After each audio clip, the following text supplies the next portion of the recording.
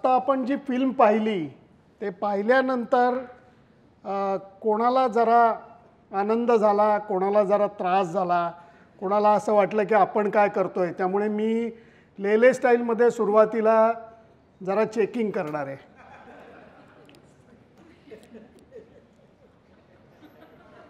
माझं चेकिंग करणार का कोणाचं? उभा राहा, उभा राहा.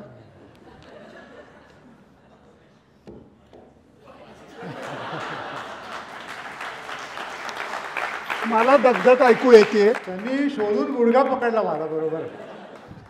इथं पण येते, कारण फक्त इथं असतं तर एवढं करणं शक्य नव्हतं. मला वाटतं एक 2-4 हृदय तरी राठी सर याला नक्कीच जास्त आहेत. नॉर्मल माणसाला एवढं करणं शक्य नाही. हा जरा ॲबनॉर्मल आहे, फक्त चांगला ॲबनॉर्मल आहे.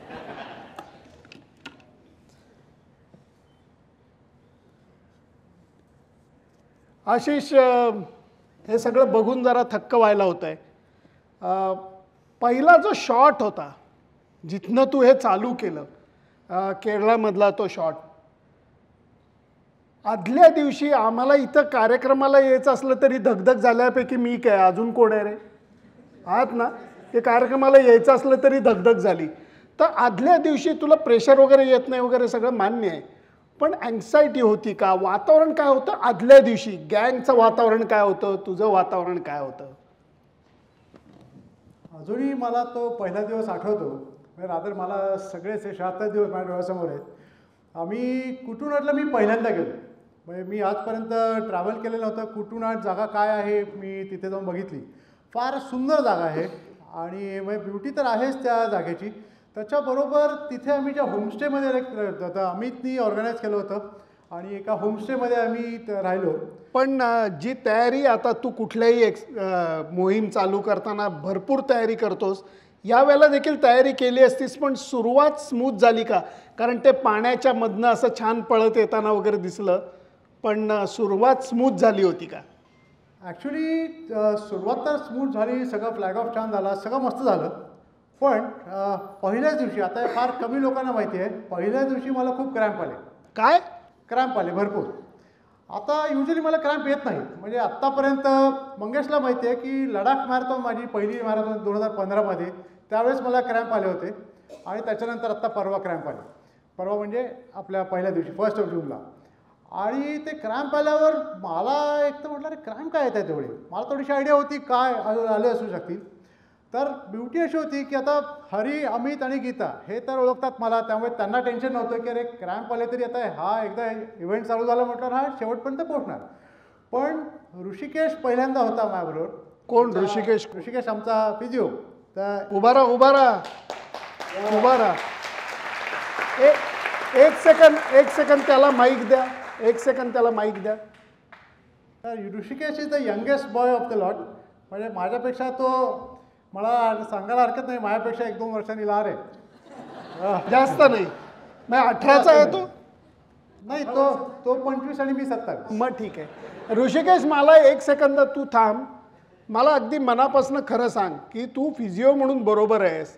76 दिवसाची मोहीम आहे, 4003 किलोमीटर जायचं आहे आणि पहिल्या दिवशी क्रॅम्प म्हणल्यावर थोडीशी घबराट झाली होती?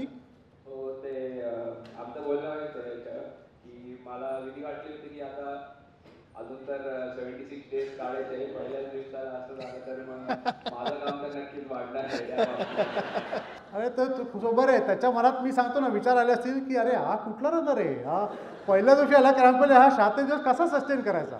पण ते ऑब्व्हियस होतं कारण तो पहिल्यांदा मला बघत होता. आणि दुसरा म्हणजे सचिन आणि वृषल हे दोघं होते, ते माझ्याबरोबर पळत होते. त्यामुळे त्यांनाही हा प्रश्न पडला की आता हा माणूस कधी सस्टेन करणार. पण that was only that day. त्याच्यानंतर दुसऱ्या दिवशीपासून चेहऱ्यावर जो आनंद होता, जो आय थिंक सगळ्यांनी 76 दिवस बघून मला वैतागलेत सगळी लोक, पण तो चेहऱ्यावरती जी स्माईल होती ती 76 दिवस तशीच होती. क्या बात, क्या बात. आशिष, जेव्हा मोहीम चालू झाली तो महिना म्हणजे एस्पेशली साऊथ इंडियातला महिना, पाऊस असतो रे जबरदस्त. मग तुला कधी एकदा म्हणजे खरी आंघोळ घातली म्हण किंवा धुवून काढला असं कधी झालं पहिल्यांदा? पाऊस आपल्या इव्हेंटला असं कधीच झालेलं नाही की आपल्या कुठल्याही इव्हेंटला पाऊस आला नाही, असं कधीच होत नाही. पाऊस येतोच आणि माझं असं म्हणणं आहे की पाऊस येतो आणि मला आशीर्वाद देऊन जातो. खूप महत्त्वाचं आहे. पावसाळा तो होताच, म्हणजे ती सगळी तयारी करूनच आपण तयार केलं होतं, कारण हे डेज असे ठरवले होते कारण ऑगस्टमध्ये आपल्याला लडाखला पोहोचायचं होतं. ऑगस्टमध्ये लडाख चांगलं वेदर असतं म्हणून तशी आयटिनरी होती. 1 जूनपासून पाऊस चालू होणार होता असं पेपरमध्ये आलं होतं आणि आजकाल वेदर पण चांगले होतात, म्हणजे ते म्हणतात त्याप्रमाणे पाऊस येतो. पण नंतर म्हटलं की 4 जूनपासून पाऊस येणार. ओके, म्हटलं चला त्यानिमित्ताने मी पुढे पळतोय आणि मागणं पाऊस येतोय, म्हणजे मला वेलकम तरी करतील लोक की चला आशिष बरोबर पाऊस पण येतोय वगैरे. आणि पहिले 10 दिवस काही पाऊस आला नाही. त्याच्यानंतर 11व्या दिवशी म्हणजे 11 जूनला जोरदार पाऊस आला. तेव्हा काहीतरी वादळ आलं होतं कुठेतरी आणि त्याच्यामुळे जोरदार पाऊस आला. हे कर्नाटकात करे? कर्नाटकात, हां, कर्नाटकात आम्ही तोपर्यंत पोहोचलो होतो. बऱ्यापैकी कर्नाटक कव्हर केलं होतं. तर 11 जूनला जेव्हा पाऊस आला त्यावेळेस साधारणतः 50-55 किलोमीटर आमचे झालेले होते. त्यावेळेस टार्गेट 60 ते 62 किलोमीटर असं आम्ही करायचो. तर ते झाल्यानंतर जेव्हा जोरात पाऊस आला त्यावेळेस मी पेट्रोल पंपच्या बाजूला आम्ही थांबलो, कारण तेव्हा अचानक पाऊस आला होता आणि पेट्रोल पंपच्या इथे पावसाची वाट बघत होतो की अरे हा पाऊस खूपच जोरात आला तर काय करायचं. तर ओव्हरऑल आमचं डिस्कशन झालं की आता आपण माझ्यामध्ये एवढा जोरात पाऊस आहे तर आपण थांबूया, किंवा 55 एनिवे झालेले आहेत तर आपण आता आजचा रन थांबवायला काय हरकत नाही. असं बेसिक झालं, डिस्कशन झालं. तेव्हा राघवेंद्र अंकित होते माझ्याबरोबर. तर ते पेट्रोल पंपच्या वाल्यांशी की हे कसं आपल्याला इथे फिनिश करता येईल वगैरे याचं प्लॅनिंग चालू झालं. तर तेवढ्यात माझ्या डोक्यात विचार आला की अरे पाऊस आला आहे, तो माझी परीक्षा घ्यायला आला आहे आणि आत्ता मी जर का रेस संपवलं, म्हणजे आपला त्या दिवशीचा रन संपवला तर मी घाबरून काहीतरी करतोय. म्हटलं हे असं जर का केलं तर पाऊस आपले नंतर मारणार सॉलिड. त्यामुळे आजची परीक्षा आहे ती पास होणं मला गरजेचं आहे. मी ऋषिकेशला म्हटलं ऋषिकेश पॉन्चो कुठे आहे, तू काढ, आपण सुटूया. आपण पॉन्चो तिथेच होता आमचा, लगेच ते घातला आणि मग मी रन चालू केला. पुढच्या 15 मिनटात पाऊस थांबलेला होता आणि आमचं टार्गेट आम्ही संपवलं होतं. त्याचं हे जे आहे, हे जे प्रतीक होतं ते, तर त्या पावसाने मला नंतर त्रास नाही दिला. पाऊस आला कारण पावसाळा होता, नॅचरल फेनॉमेनन आहे, पाऊस पाहिजेच होता, सगळ्यांसाठी पाहिजे होता. पण पावसाने मला थांबवलं नाही कधी की तुफानी पाऊस आला आहे किंवा हे भरलं आहे, रस्ते खराब झालेत आणि बंद केले, असं नाही झालं. पाऊस येत राहिला, मी माझा पळत राहिलो आणि आम्ही उमलिंगला पोहोचलो. कारण मला तर असंच हे डोळ्यासमोर येत आहे की पाऊस जणू काय तुलासुद्धा भेटायला आला होता आणि तू जर का लपून बसला असला तर तुला शोधत शोधत कुठं कुठं आला असता. त्यांनी मग नंतर म्हटलं तू घाबरतोस का, आता मी बघतो त्याकडे, असं होऊ शकलं असतं. हा बोलताना इतक्या साधं सरळ बोलतो की मी सकाळी गेलो, रुपालीत गेलो, मस्तपैकी इडली सांबार खाल्लं. रोज आम्ही अंदाजे 60 किलोमीटर, रोज 60 किलोमीटर पळत होते रोज. म्हणजे काय याचं म्हणायचं, इतका जो प्रवास आहे त्याच्यामध्ये माणसं किती भेटली असतील, खूप लोकांचे तुझे अनुभव असतील. कुणी असे अतरंगी माणसं भेटली त्याची काही आठवण आहे? अतरंगी माणसं तर माणसं खूप भेटली. मला हे सांगायला आवडेल की ॲक्च्युली वेगवेगळ्या रिजनमध्ये, म्हणजे केरळामध्ये वेगळा अप्रोच होता, तामिळनाडूमध्ये वेगळा होता, असं वेगवेगळे अप्रोचेस होते.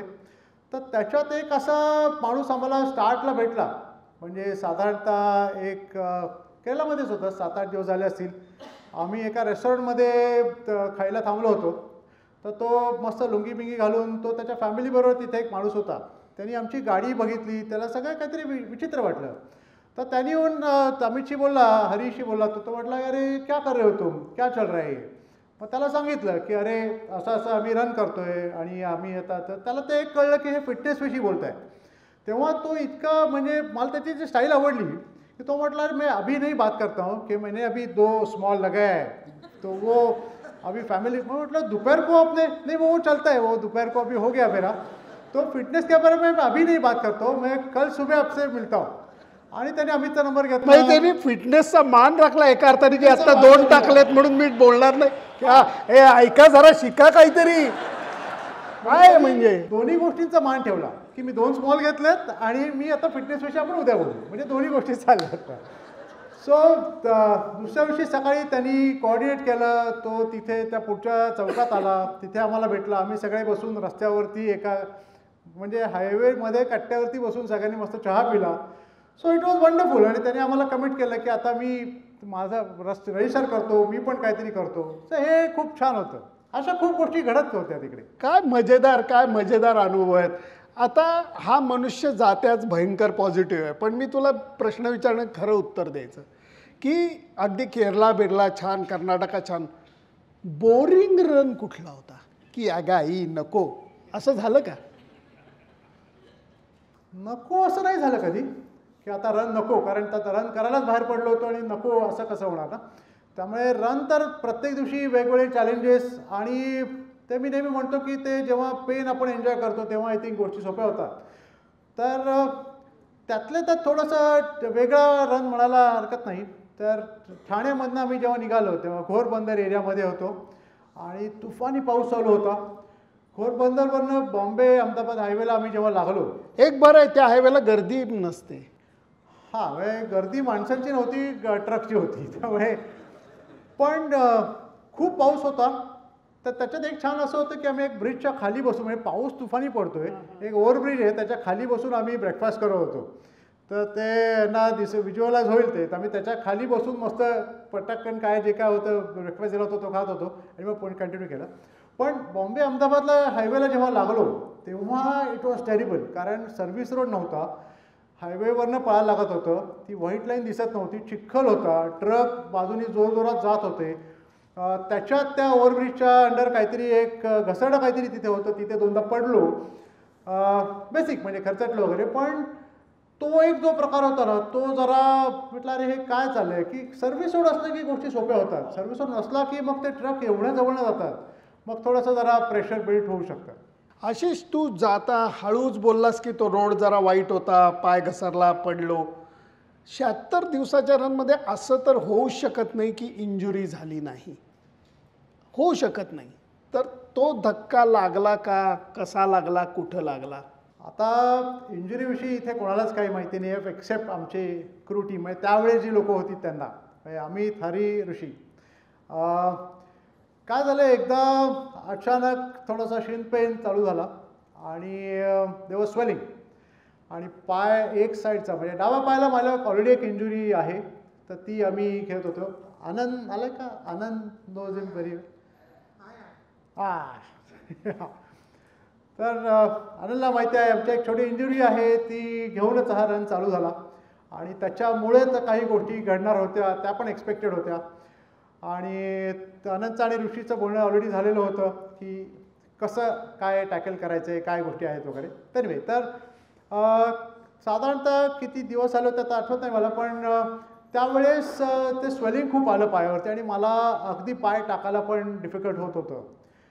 पण मला माहिती होतं की हे आता ह्याची बेस्ट थेरपी इज आयसिंग, तर ते करायचं होतं. तर त्याच्यावरती मग खूप कॉन्सन्ट्रेट केलं आम्ही आणि मग ते गोष्टी केल्या. पण मी नक्की यांना सांगितलं होतं की बॉस मला 3 दिवस द्या. तर जर का कोणी नोटीस केलं असेल तर ते 3 दिवस आम्ही बॅक टू बॅक 50 किलोमीटर केले आणि that was all walk. 50 kilometre 3 दिवस आम्ही फक्त वॉक करत होतो. सकाळी उठायचो, फ्लॅग ऑफच्या वेळेस फक्त लोकांना दाखवायला थोडंसं एक 50 मीटर पळायचो आणि मग परत वॉक चालू करायचो. 1 मिनिट थांब, हरी होता त्यावेळेला बरोबर? हरी, अमित आणि ऋषी 3 जण होते. हरी कुठं आहे? हरी जरा द्या त्याला माईक द्या, असं शांत बसून देणार नाही मी त्याला. आणि त्याच्यापर्यंत माईक जास्तोपर्यंत एक परत त्यांनी जाता जाता तो खूप टीप देतोय, नाठाळ कार्टी आहेत म्हणून मला सांगायची वेळ ते मला कळतंय तुम्हाला कळणार नाही म्हणून. आईसचा वापर असाही करता येतो, हे प्लीज नोट करा. हां हरी. आणि ब्युटी अशी आहे की यांना चांगलं माहिती आहे की आईस कुठे कुठे मिळतो. हाँ हाँ हरी बता यार कि जब ऐसा स्वेलिंग वगैरह येतं तो डर तो लगता होगा यार कि क्या ये बंदा है, क्या करने वाला है, how is going to manage it. Then when he Kamli says कि भाई 2 दिन हम वॉक करेंगे, एवरीथिंग विल बी फाइन. ये क्या है, जरा मुश्किल है यार. तो एक्चुअली हम लोग को क्या प्रॉब्लम मालूम है क्या कि ही गोइंग टू है. हाँ तो लाइक ही was cool, we were also like you, let's give it some time. ठीक है, उसने बोला कि and the only thing is that 3 दिन का बोला तो उसके बाद देखो डिफरेंस कैसे आता है. तो वी अमित और ऋषि ने like discussing in the background करना क्या है, कितने लोगों को बताना है, क्या करने क्या है, सारी विजुअलाइजिंग कि अभी आगे क्या होगा. क्योंकि we have never seen actually कि कोई इंजरी अपने आप ठीक होता है भाई, you are still putting pressure, वो होता नहीं है। लेकिन स्ट्रैटेजी वाज कि उसको अलग साइड से, रोड के दूसरे साइड से चलाओ, ठीक है। So she helped a lot on that कि दूसरे साइड से चलाओ एंड देन थोड़ा कम प्रेशर दो, एंड आनंद वाज giving all the tips. So pressure was always there. Those 3 days were like really, I mean, maybe, you know, thought came that probably it would be right, but नहीं, ये pressure वगैरह सब आप लोगों को, इसको नहीं होता है। वही तो प्रेशर क्योंकि हम लोग की तो है, हमारी जिम्मेदारी होगी कि उसका प्रेशर हम ले। हाँ, वेरी वेल सेड, वेल सेड, वेरी वेल सेड, वेरी वेल सेड। Thank you, thank you, thank you. मगाशी आपण म्हणलं की तो जो ठाणे घोडबंदरचा रन होता तो खूप थोडासा कंटाळवाणा टाईप होता. मस्त रन कुठला होता, मजा कुठं आली? हा डिफिकल्ट प्रश्न आहे, कारण मजा मला रोज येत होती. असा कुठलाच दिवस नाही झाला की मला मजा नाही आली, म्हणजे असं की अरे आता का करतोय मी, असं कधीच झालं नाही. पण ठीक कसं होतं, आता मी जेव्हा कर्नाटकमध्ये आलो, बेळगावमध्ये आलो, बेळगावमध्ये सतीश आहे, ते सतीश कुठे आहे, सतीश बेळगावमध्ये त्यांची टीम सगळी तिथे होती. त्यांनी वेलकम केलं, त्यांनी संध्याकाळी आम्ही एक डिनर केलं. असे वेगवेगळे निपाळीमध्ये रनिंग ग्रुप होते, अशा सगळीकडे गोष्टी चालू होत्या. पण हे सगळे आता त्यांना काहीतरी कनेक्ट होता म्हणून ते होते. पण हरियाणा अशी जागा होती जिथे हरियाणामध्ये आम्ही एका इंटरनल अशा तिथून आम्ही हरियाणा एंटर केलं. पण हरियाणा एंटर केल्या केल्या गोष्टी बदलल्या एकदम. असं जाणवलं की तिथे फिटनेसविषयी लोकांना उत्साह आहे. कारण एक तर रस्त्यावरती काही एक्सरसाइज करताना लोक दिसत होती, दॅट वॉज इम्पॉर्टंट. आणि तिकडे लोक विचारायला लागले की अरे किस चीज दौड़ रही हो, क्या कर रहे हो, ऐसा क्यों भाग रहे हो वगैरे असे प्रश्न विचारायला लागले लोक. आणि ओव्हरऑल तिथे आम्ही ते स्पोर्ट्स स्कूल एक व्हिजिट केलं.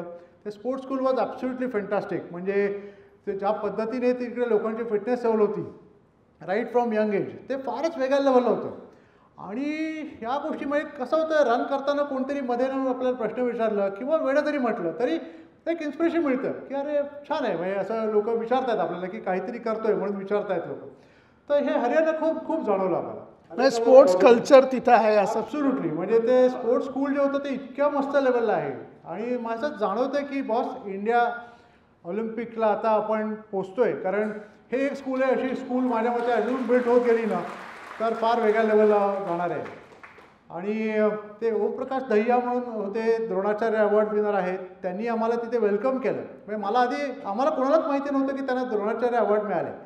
पण त्यांनी ज्या पद्धतीने आम्हाला वेलकम केलं, तिथे अगदी हायवेवरती स्कूलच्या बाहेर ते थांबले होते. आम्ही आत गेलो, मग ते स्कूल दाखवलं काय काय करतात.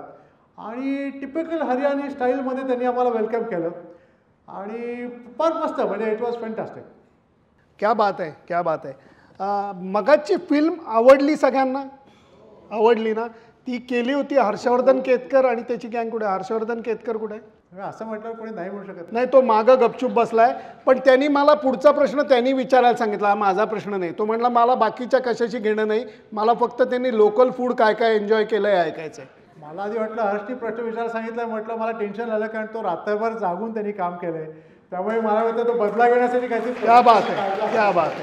त्यांनी मस्त फिल्म तर मस्त केली आहे, पण त्याचा हा नक्की प्रश्न, कारण तो आम्ही एकमेकांना बकासूर म्हणतो, खाण्याची आवड आहे. पण इतका आता तू प्रवास करत होतास तर जनसामान्यांच्या मनात येणारा प्रश्न की तू काय खायचास, ब्रेकफास्टला काय खायचास? जसं जसं तुझे राज्य बदलत गेली, तुझा प्रवास बदलत गेला, खाणंसुद्धा बदलत गेलं असणार. काय काय म्हणजे तेही एन्जॉयमेंट होती काय, ते पण आम्हाला जरा शेअर करणार. एन्जॉयमेंट तर होतीच, नक्कीच होती. तर आता 2 प्रकारची उत्तरं आहेत त्याच्यासाठी. One is the official diet, जे स्वातीनी आम्हाला, स्वाती गुड आहे, हात वर. अरे cheers to you too, thank you.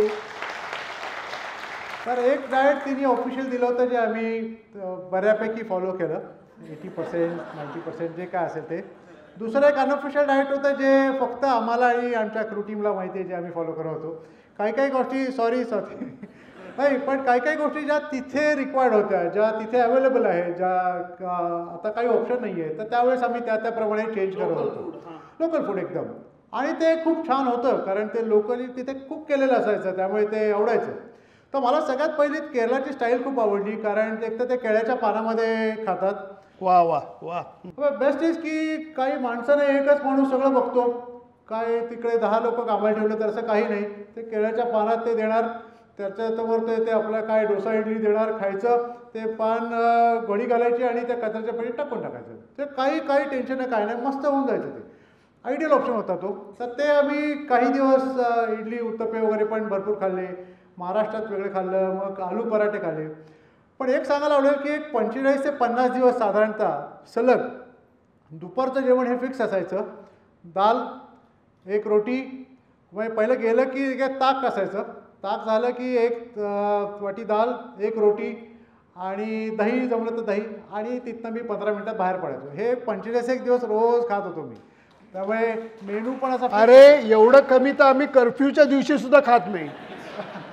पण कमाल आहे म्हणजे. पण ते रिक्वायर्ड होतं. आणि त्याच्यात फनी काय इन्सिडन्स होता, जसं असं आम्ही नॉर्थमध्ये जायला लागलो तर छान छान रेस्टॉरंट जायला लागले, मोठ्या मोठ्या जागा रस्त्यावरती होत्या.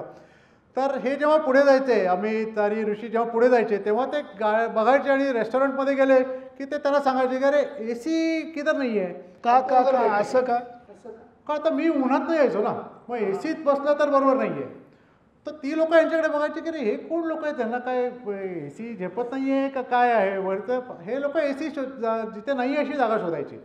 मग आम्ही अशा कुठेतरी, आता हे सपोज रेस्टॉरंट आहेत, आम्ही अशा कोपऱ्यात कुठेतरी AC नाही आहे ना, तिथे जाऊन बसायचो. मग त्यांना वाटायचं की अरे यांना पनिशमेंट दिली की काय, हे लोक असे कोपऱ्यात का बसले. पण ह्या सगळ्या गोष्टी फॉलो करत होतं. ऑफकोर्स माझ्यामुळे त्यांनाही ते करायला लागत होतं. पण असं आम्ही फूड एन्जॉय करत गेलो. अजून एक दोन फूडच्या गोष्टी म्हणजे पहिले काही दिवस रोज चिकन बिर्याणी खात होतो, रोज संध्याकाळी. आणि केरळामध्ये बिर्याणी खूप छान मिळते, मस्त मिळते एकदम, त्यामुळे ती फॉलो केली. खूप अजून फूडविषयी जात नाही, कारण नाही तर मग स्वाती नंतर बंद करायचं. आशिष मला सांग, मगाशी तू एका त्या 2 टाकलेल्यावाल्यांचा किस्सा सांगितलास. साधी माणसंही खूप भेटली असतील, साधी म्हणजे एकदम साधी, की ज्यांच्याशी तू इंटरॅक्ट केलंस का कधी, त्यांचा रिस्पॉन्स काय होता? साधी लोक ॲक्च्युली माझं मेन फोकस तो होता. म्हणजे लो टू हायचा मेन फोकस होता की एक तर जे लोक फिटनेसमध्ये ऑलरेडी आहेत ते लोक आपल्याला मायलेज बिल्ड करायला मदत करणार होती, की आपल्याला जे दुसरं ड्रीम होतं 76 लाखाचं, त्याच्यासाठी मदत करणार होते. पण मला एक फोकस असा होता की जी लोक उद्यावरती बिलीव्ह करतात, जे लोक मंडेवरती बिलीव्ह करतात, किंवा जे लोक नवीन वर्षाच्या टार्गेटवरती बिलीव्ह करतात, त्यांना एक थोडंसं इनिशिएटिव्ह आपण पुश द्यायचा का. किंवा मग जे लोक फिटनेसविषयी कधी विचारही करत नाहीत की फिटनेस काय, म्हणजे ज्यांच्या बेसिक जे डे टू डे लाईफमध्ये की अरे फिटनेस काय प्रकार आहे. तर तसा एक इन्सिडन्स मला सांगायला आवडेल. मी टोल नाका होता तेव्हा मी रन करत होतो आणि एक माणूस हातात पिशवी घेऊन येत होता आणि त्यांनी मला विचारलं की अरे तुम्ही का पळताय अशी. मग त्याचे बेसिक बोलणं झाल्यानंतर त्यांनी थोडासा इंटरेस्ट दाखवला त्याच्यामध्ये, की त्याला ऐकायचं होतं की हे काय करतात असं. त्यामुळे मला पण इंटरेस्ट आला आणि मग मी त्याच्याशी बोलायला लागलो. तर तो ट्रेलरचा ड्रायव्हर होता, तो ट्रक हे असतात ना मोठे मोठे ट्रेलर, त्याचा ड्रायव्हर होता. आणि त्याचा जॉब होता की धारवाडवरनं, तो कर्नाटकी होता, धारवाडवरनं जायचं, टाटा मोटर्समध्ये यायचं, ते काय लोड करायचं ते पुण्यात. हां, आणि पुण्यामध्ये ते लोड करायचं आणि परत धारवाडला जायचं, हे त्याचं जीवन होतं. तो म्हटला मैं इतना ही करता हूँ, मुझे और कुछ नहीं आता है. मग त्याला मी म्हटलं अरे तू काय करतोस तुझ्या एक्सरसाइजसाठी. तो म्हटला एक्सरसाइज क्या होता है, मैं नहीं करता हूँ, मैं ये अभी चल रहा हूँ, ये खाने लेने के लिए जा रहा था, ये मेरा एक्सरसाइज है. म्हटलं अरे हा एक्सरसाइज नाही आहे, हा तर तुझं नेसेसिटी झाली. तुझं म्हटलं तू स्वतःसाठी थोडा वेळ तरी द्यायला पाहिजे. आता त्याला इनिशियली हे नाही डायजेस्ट झालं. तो म्हटला अरे मला इथे खायचं प्यायचं आहे, माझा ट्रकमध्ये माझा वेळ जातो, तर मला वेळ नाही मिळत. म्हटलं अरे वेळ मिळत कोणालाच मिळत नाही, वेळ आपल्याला काढायला पाहिजे. आणि स्वतःसाठी जर का वेळ द्यायचा असेल, कारण आपण अनफॉर्च्युनेटली ना स्वतःसाठी गोष्टी कमी करतो, त्या करायला पाहिजेत. आणि आमच्या गप्पा झाल्या, थोडंसे मी जास्ती बडबड करतो. 2 रिॲक्शन होऊ शकतात. एक तर तो म्हणाला अरे ह्याला काय वेळ जात नाही, मला इथे बाकी टेन्शन आहेत आणि हा काय मला सांगतोय. पण ते तसं झालं नाही. त्यांनी थोडंसं इन्स्पायरिंग ते घेतलं. त्यांनी मला प्रॉमिस केलं की सर मैं अभी थोड़ा तरी मेरे लिए टाइम निकालूंगा. वाह वाह वाह वाह. और मैं ट्रेलर चलाता हूँ तो हम लोग, त्यांनी मला ग्रांटेड झालं की हा माणूस बहुतेक रस्त्यावरतीच असतो. म्हटलं की मैं ट्रेलर चलाता हूँ, हम लोग रस्ते पे कहीं ना कहीं तो मिलेंगे. तर म्हटलं चला काय हरकत नाही, डेफिनेटली मिलेंगे. आणि मला वाटतं की तो मला परत भेटणार आणि त्यावेळेस त्यांनी काहीतरी त्याच्यासाठी सुरुवात नक्की केली. क्या बात आहे, क्या बात आहे. आशिष मस्त रे. आता ही झाली सासूरवाडची कहाणी. जेव्हा तू माहेरी पोचलास हां त्याला कळलं बरोबर. म्हणजे जिथनं मनाली आणि माउंटन्स चालू होतात त्याला मी म्हणतो याचं माहेरघर आहे. तर सगळ्यांना टेन्शन आलं की याचं बाहेर सासर काय तिकडे काय केलं 76 दिवसात. तर ते छानच आहे. म्हणजे माउंटन्सनी आता त्या फिल्ममध्ये it was all about Ashish Ashish असं होतं, पण माउंटन्समध्ये गेलं की मजाच येते. म्हणजे ते एक तो पण ह्या वेळेला जरा परिस्थिती वेगळी होती कारण जो हाहाकार तिकडं झाला होता तर ते म्हणजे गेल्यानंतर तो शॉक किंवा रादर ती परिस्थिती बघणं किती त्रासदायक होतं. ॲब्सोल्युटली ते इमोशनल होत्या सगळ्या गोष्टी. त्याच्यामध्ये आता मी म्हटलं ना की पावसाने माझी परीक्षा घेतली होती तर मी त्याच्यात पास झालो. कारण ते पास झालो हे मला उमलिंगला कळलं की मी पास झालो म्हणून. पण कसं होतं, पाऊस आला यावेळेस, खूप लँडस्लाईड झाल्या, रस्ते वाहून गेले, मनाली टंडी हे सगळं खराब होतं, सगळ्या गोष्टी डेंजरस होत्या. पण माझ्यासाठी खूप होतं कारण मी जेव्हा गुजरातमध्ये होतो पावसातच होतो, पण त्यावेळेस मनालीमध्ये सगळं इश्यू झाले होते, रस्ते बंद झाले होते. मी जेव्हा मनालीत पोहोचलो तेव्हा आम्ही हे सगळं डोळ्यांनी बघितलं की काय लेवलला लोकांचे हाल झालेले आहेत. त्याच्यात आता अमितमुळे आम्हाला नेहमी आर्मीचा सपोर्ट मिळतो. त्याचे काही कोर्समेट्स तिथे जे होते त्यांनी आम्हाला वेलकम खूप छान पद्धतीने केलं. तर लँडस्लाईड्स आता हरी आणि अमितने तर एक लाईव्ह लँडस्लाईड पण बघितली, दगडं वरती खाली होताना, आणि ते कसे ते होते ते त्यांनी ते बघितलं पण. आणि मला तसं काही बघायला नाही मिळालं. एक चांगलं झालं की एक असं फर्स्ट टाईम असं झालं की टनलमध्ये runner was allowed and the vehicle was not allowed. Normally नसतं अलाउड. हां, टनलमध्ये नसतं. म्हणजे आम्ही कुठलाही टनल मी पळत नाही गेलो. टनलमध्ये नेहमी आम्ही गाडीने गेलो. तेवढा टनल क्रॉस करायचा आणि ते एकदम स्ट्रिक्ट होते. म्हणजे टनलच्या आधी एक 10 पावलं फक्त गाडीत बसायचं. टनल संपला की लगेच 10 पावलं तर मला उतरायची की आता पळायचं तुला, चला निघा. हां लगेच. ते स्ट्रिक्ट होते एकदम. पण असे काही जागा होत्या कुल्लूमध्ये, त्यांचं आता खूप लेवलला काम करतायत ते. अजून टनल्सचं काम चालू आहे, ते मस्त होणार आहेच. पण तसं माझ्यासाठी वरदान आमचा उपरवाला मेरे साथ में रहता है हमेशा, त्यांनी माझ्यासाठी कधी प्रॉब्लेम नाही केला. पण तिकडे सिनारिओ खूप खराब आहे.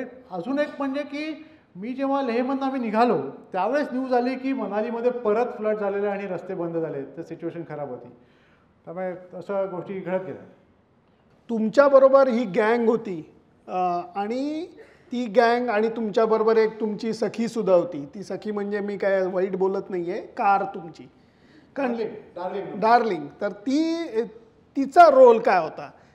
कारण ते बघितलं तर काय म्हणजे सुपर्ब, ज्या पद्धतीने तिने साथ दिलेली आहे ती पण अमेझिंग होती.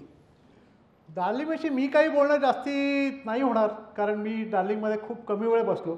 त्याचा माझा कोण बोलेल मग? म्हणजे ओव्हरऑलच मी आमची डार्लिंग वापरली नाही आहे जास्ती, कारण ती गाडी घेतली त्याच्यावरती थोडंसं काम झालं आणि तोपर्यंत आमचं जायची वेळ झाली. तर अमित, हरी हे सगळ्या लोकांनी, त्यात मॅक्सिमम त्या दोघांनी चालवली आहे. म्हणजे एक तर डायलॉग असा त्यांनी मारला त्यावेळेस, हरी म्हटला होता की अरे तो ड्रायव्हर अरेंज करायचा आहे का की ती गाडी परत आणायला वगैरे. तर तेव्हा हरी म्हटला अरे वो कोई ड्रायव्हर गाडी नाही चला सकता अपने सिवाय, तर ते तू तसं नाही करायचं. काय सांगशील अमित? कारण हे सुद्धा वेगळीच जर्नी होती. ॲक्च्युली गाडीचा अनुभव आम्हाला पाहिजे. तिकडं तोंड कर. बेसिकली जेव्हा ती गाडी केरळामध्ये पोहोचली तर ती पोहोचली पण आदल्या दिवशी रात्री, आणि त्याच्यामुळे त्या गाडीत काय आहे काय नाही आम्हाला काहीच कल्पना नव्हती. आणि जेव्हा आशिषचा रन सुरू झाला तो हायवेला जॉईन झाला आणि आम्ही मागणं गाडीतनं चाललो होतो. तर तेव्हाच स्कॉर्पिओचा तो गाडीतनं आवाज आला की your vehicle is running on diesel fuel. आणि पहिला तो आवाज ऐकल्यावर आम्ही कारण एक तर गिअर लागत नव्हते आणि तो ट्रक असल्यासारखी ती गाडी होती, त्याच्यामुळे त्याच्यावर हात बसायला थोडा वेळ लागत होता. तर पहिल्या दिवसापासून आमचं सगळे निगेटिव्ह थॉट्स होते त्या गाडीबद्दल. म्हणजे मी, हरी, आम्ही सगळे we were not in for that vehicle, की आम्ही सगळे म्हणत होतो की अरे आपण दुसरं बॅकअप गाडी घेऊ किंवा ही गाडी वरपर्यंत जाणार नाही. पण ती गाडी वरपर्यंत गेली तर त्या फक्त आशिषमुळे, कारण तो ऑलवेज पॉझिटिव्ह होता. तो नेहमी म्हणत होता की ही गाडी आपण वरपर्यंत नाही. आणि त्याच्यामुळे जे काय अडचण येत गेले गाडीसाठी त्याला आम्हाला सोल्युशन्स पण मिळत गेली. आणि हरी जुगाड मास्टर, म्हणजे I would say he is bits Pilani Jugaadu engineer, I would say. Every problem साठी त्याच्याकडे सोल्युशन असायचं. म्हणजे शेवटी जी गाडी वर पोहोचली त्याला लॉक नव्हतं मागे आणि मागची डिक्की उघडी होती, सगळं आपलं सामान धुळीने माखलेलं होतं आणि काय नाही ते सगळे प्रॉब्लेम झाले. म्हणजे गाडीची रोड स्प्रिंग तुटलेली होती, त्याच्यानंतर फ्यूल फिल्टर्स, एअर फिल्टर्स सगळे शॉक झालेले होते, पण ती गाडी उमलिंगलापर्यंत पोहोचली. आता फक्त अमितला आणि अरिला मला सांगायला लागेल की मी पॉझिटिव्ह होतो, कारण it was easy for me to say it की अरे गाडी घेऊन जाऊ ना वरती घेऊन, पण ॲक्च्युली त्यांना चालवायची होती. त्यांना सगळं माहिती होतं की किती त्रास आहे ती गाडी चालवायला. म्हणजे सगळ्यात बेस्ट पोर्शन तर असा होता की जेव्हा गाडी ती कुटुनाडला एक ड्रायव्हर घेऊन गेला आणि त्यांनी साधारणतः धारवाडला गेल्यानंतर त्यांनी मला फोन केला कि सर ये गाड़ी आपका जो है ना इसमें वो 5वां गियर गिरता ही नहीं है. मला म्हटलं अरे धारवाडपर्यंत कसं काय पोचला तू. तो म्हटला नाही मी तो 4थ्यापर्यंतच होतो, प्रयत्न करत होतो, पण आता कळलं की पडतच नाही आहे 5वा. पण यारी अशा बऱ्याच गोष्टी होत्या. तर लेसन लर्न असं जे होतं, तर आम्ही हानले जी जागा आहे तिथे आमचा बेस बनवला होता. एक आर्मी कॅम्पमध्ये आम्ही राहत होतो. किती फुटावर? हानले आहे 14,000 फुटावरती हानलेचा बेस आहे, तिथे आम्ही राहत होतो. आणि तिथून पुढे मागे असं आमचं चाललं होतं, जिथे रन संपेल तिथून परत मागे यायचं, राहायचं, दुसऱ्या दिवशी परत तिथून चालू करायचं. आणि हांदेला बेस केल्यानंतर शेवटच्या दिवशी म्हणजे आता शेवटी 14 ऑगस्टला चिचुंबले म्हणून जे गाव आहे तिथे जाऊन आम्हाला राहायचं होतं, जे 16,000 फुटावरती आहे. कॅम्पसाईट आहे, 4 टेंट आहेत त्यांचे, तिथे आम्ही राहणार होतो. आणि आदल्या दिवशी आम्हाला सगळ्यांनी सांगितलं की म्हणजे ते गाडी ज्यांनी बघितली होते म्हटले की गाडीत अजिबात सामान ठेवू नका, कारण ती खालची काहीतरी स्प्रिंग आहे ती तुटलेली आहे, त्यामुळे तुम्ही सामान ठेवलं तर ते डेंजरस होईल वगैरे असं काय काय सांगितलं. म्हणून आम्ही जेवढं लाईट वेट ठेवायचं तेवढं लाईट वेट ठेवायचा प्रयत्न केला आणि तिकडे निघालो. आता आदल्या दिवशीपर्यंत मस्त सनी छान होतं आणि मी नेहमी सगळ्यांना सांगत असतो की अरे माउंटन्स आहे, हिमालय आहे, काही कुठल्याही दिवशी काही होऊ शकतं, so you should be prepared. आता हानलेमध्ये असताना माझ्या शेजारी असा पॉन्चो होता, तर तो पॉन्चो मी म्हटलं अरे पॉन्चो घ्यायला पाहिजे. एक आशिष सांगत होता की अरे हे इसेन्शियलमध्ये येतं, आशिष पॉन्चो घ्यायला पाहिजे. आणि मी म्हटलं अरे आता एवढं छान वेदर आहे, आता कशाला पॉन्चो लागतो आहे. आणि मी तो पॉन्चो घेतला नाही, तो ठेवला. आणि बरोबर त्या नोरबुला पास क्रॉस करून आमचा तिथून फ्लॅग ऑफ होता. नोरबुला पास करून थोडं पुढे गेलो आणि अचानक सगळ्या गोष्टी बदलल्या. वेदर बदललं आणि चांगला पाऊस यायला लागला जोरदार. तर ते एक मगाशी त्या क्लिपमध्ये एक हे होता फोटो, ते व्हायलेट कलरचं घालून काहीतरी मी काहीतरी करायचा प्रयत्न करतो, कारण ते विचित्र होतं. आणि म्हटलं आता पाऊस आला, तेव्हा मला हे कळलं की बॉस कोणाला शिकवतोय आणि हिमालयामध्ये स्वतःच गोष्टी न घेऊन आला. आणि लकीली अमितकडे एक होतं विंडशीटर, ते मिळालं आणि त्याच्यामुळे आणि तेव्हा चांगलाच पाऊस आला, म्हणजे आम्ही भिजलो रेग्युलर. सो हे एक लेसन लर्न. आता पुढच्या वेळेस आपण पुढच्या वेळेस वापरू आपण काही जे काय आपण ॲक्टिव्हिटी करू त्याच्यामध्ये. आता शेवटचा जो टप्पा होता त्याला मी काही जास्त प्रश्न विचारणार नाही आहे, पण 14 ऑगस्टला जसं स्वातंत्र्य मिळणार ह्याची एक एक्साइटमेंट वेगळ्या प्रकारची त्या काळी असेल 76 वर्षांपूर्वी, तसं या 15 ऑगस्टची एक्साइटमेंट तुमची, तुमच्या गँगची आणि यांची काय होती. आणि 15 ऑगस्टचं ॲक्च्युली जे झालं ते कसं झालं याचं जरा नीट वर्णन करणं. 15 ऑगस्ट तर खूपच छान झाला, म्हणजे काहीच वाद नाही. ज्या पद्धतीने प्लॅन केला होता तो सहज पद्धतीने तो झाला. ॲक्च्युली माझ्यापेक्षा जास्ती मी तर सांगतोच आता, पण तिकडे एक साधारणतः 35-40 जण आमचे सगळे मित्रमंडळी तिथे पोचले होते. तर त्यांचा फील कसा होता हे जास्ती आपल्याला त्यांच्याकडनं ऐकायलाही बरं पडेल. पण एक मी सांगेन की 19,000 फुटावरती पोचणार होतो. आता ती जी तिथे मित्र आले होते सगळे जे काय आले होते ते काही ट्रेकिंगवाले नव्हते किंवा रनिंग करणारे नव्हते, काही रन करत पण आलेले नव्हते. पण 19,000 फुटावरती पोचायचं it is not an easy task. आणि तेही 2-2 पासेस करून तिथे पोचायचं.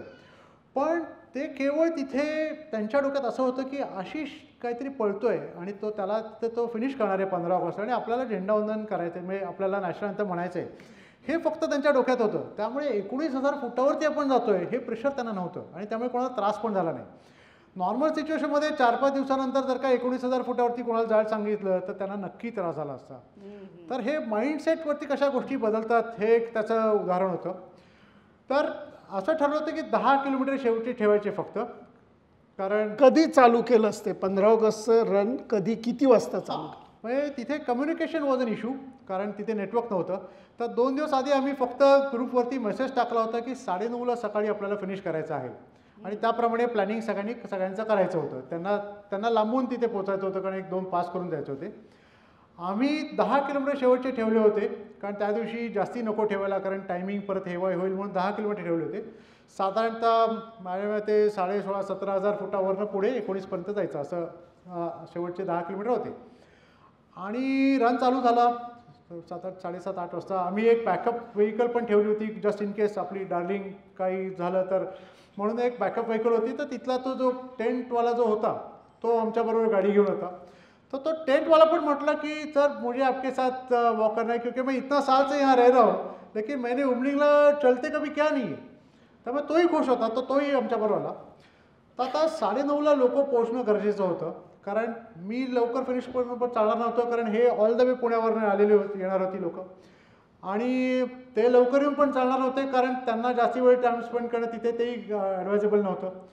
आणि आता असं फिनिश मला साधारणतः 1.5 किलोमीटर राहिलं होतं. 9:15, 9:20 झाले होते आणि मी बघतोय की अजून गाड्या दिसत नाही, कारण पासला आपल्याला सगळं दिसतं खालपर्यंत की काय काय आहे. गाड्या बघतोय, पहिली एक गाडी आली, एक इनोवा आली, त्याच्यातनं 2 लोक बसली होती. त्यांनी मला विचारलं आपका रन कैसा चल रहा है वगैरे. अरे म्हटलं माझा रन चांगला चालला आहे, तुम्ही बोला पुढे काय आहे. ते म्हटलं नाही आपका नाम आशिष आहे ना वगैरे. मग मला म्हटलं अरे उमलीला हे नवीन कोण लोक आली. मग ते अमूलवरनं ते दोघं आले होते. अमूल फॅक्टरीमधनं त्यांना सांगितलं होतं की तुम्ही त्यांना वेलकम करा आशिष. बापरे. सो ते ऐकून छान वाटलं. ते दोघं गेले आणि आता 1.5 किलोमीटर राहिले. मी म्हटलं अरे अजून लोक दिसत आहेत, आणि अचानक एक गाडी दिसायला लागली आणि आपापले सगळी लोक, आपली गँग जी होती ती सगळी, ते माझ्या मते इथे सगळेजण असतील, सगळे आहेत. शेवटी जे होते त्यांनी 1 सेकंद उभं राहा जिथल्या तिथे. शेवटी जे उमलिंगला होते त्यांनी उभे राहा, त्यांना टाळ्या वाजवा. क्या बात आहे, क्या बात आहे. वा वा वा, थँक्यू बसा, थँक्यू. तर आता तिथे आम्ही पोचलो आणि ती जी काही तिथे ॲटमॉस्फिअर, कारण एकदम एक्साइटमेंट होती आणि मला थोडंसं टेन्शन पण होतं, कारण excitement creates a problem at high altitude, म्हणून मला थोडं नेहमी टेन्शन असतं. मला ते आधीपासून वाटत होतं की एकदम काही होणार तर नाही ना, कोणाला त्रास झाला तर मग सगळ्याच गोष्टी बदलतात. पण बरोबर 9:25च्या सुमारास साधारणतः सगळी लोकं तिथे आली. आम्ही 9:30ला एकत्र फिनिश केला सगळ्यांनी. आपण ते व्हिडिओ बघितला, नाश्त्यानंतर म्हटलं. आणि त्यावेळेस द ब्युटी इज की उपरवाला हमारे साथ रहता है हमेशा. बरोबर 15 मिनिटात तेवढा लाईट स्नोफॉल झाला. Wow wow. त्यावेळेस ते आपण कोणीतरी Sandeep you can say it की हाव वॉज द फील. डॉक्टर कुठे आहेत? डॉक्टर पण सांगतील त्यांचा फील. अशी अमर चित्रकथावर आपण बरीचशी पुस्तकं बघितली आहेत आणि जनरली असा काहीतरी इव्हेंट झाला की वरती देव येतात आणि पुष्पवृष्टी करतात. वा वा वा. त्या आयुष्याचा पहिला स्नोफॉल आशिष बरोबर अनुभवला. आशिष पोचला आणि बिलीव्ह मी 5च मिनिटं फक्त स्नोफ्लेक्स पडले आणि खूप सुंदर वातावरण तयार झालं. क्या बात. डॉक्टर बोला. या पुढे या. डॉक्टरकडे ट्रिमेंडस एनर्जी आहे, त्यामुळे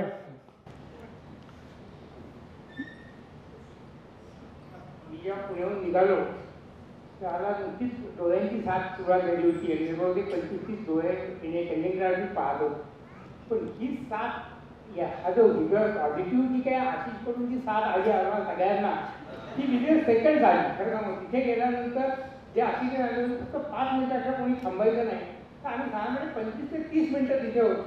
अतिशय सुरेख अनुभव होता.